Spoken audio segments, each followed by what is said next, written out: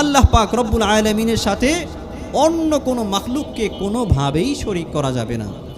যারা শিরিক করে, পৃথিবীতে সব থেকে জঘন্য পাপের নাম হলো শিরিক, যেটা আল্লাহ পাক রব্বুল আলামিন কোনোদিন মাফ করবেন না, কোনোদিনও ক্ষমা করবেন না। আল্লাহ তাআলা বলেন, ইন্নাল্লাহা লা ইয়াগফিরু আন ইউশরাকা বিহি ওয়া ইয়াগফিরু মা দুনা যালিকা লিমান ইয়াশা। নিশ্চয়ই আল্লাহ তাআলা তার সাথে শরীক করাকে তিনি মাফ করবেন না। এছাড়া যত গুনাহ আছে তিনি চাইলেই মাফ করে দিতে পারে। অন্য সব গুনাহ মাফ করবেন, কিন্তু শিরিকের গুনাহ তিনি মাফ করবেন না। শিরিক এত ভয়াবহ একটি অপরাধ। ওয়ামান ইউশরিক বিল্লাহি ফাকাদ ইফতারা ইসমান আযীমা। যে ব্যক্তি শিরিক করে, আল্লাহর সাথে অন্য কোনো মাখলুককে শরীক করে, সে মহা অন্যায় অপরাধ করে ফেলে। নাউযুবিল্লাহ। এই জন্য শিরিক থেকে কোনোভাবেই যেন আমাদের থেকে শিরিক না হয়ে যায়, শিরিক থেকে বেঁচে থাকতে হবে।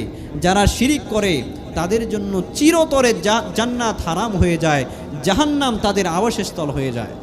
আল্লাহ তাআলা বলেন, ইন্নাহু মান ইউশরিক বিল্লাহি ফাকাদ হারামাল্লাহু আলাইহিল জান্নাহ ওয়া মাওয়াহুন নার।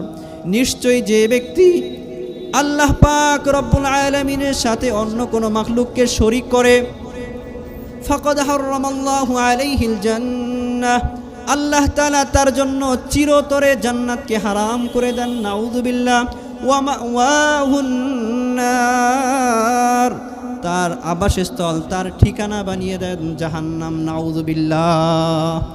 দুনিয়ার জমিনেই তার ঠিকানা আল্লাহ পাক রব্বুল আলামিন জাহান্নাম করে দেন, সে জাহান্নামে যাবে। তো দুনিয়ার জমিনে যে সার্টিফিকেট পাচ্ছে যে সে জাহান্নামে যাবে, তাহলে তার থেকে দুনিয়ার জমিনে খারাপ আর কি আছে, নিকৃষ্ট আর কি আছে? এই ব্যাপারেও আল্লাহ তাআলা বলেছেন, উলাইকা হুম শাররুল বারিয়া।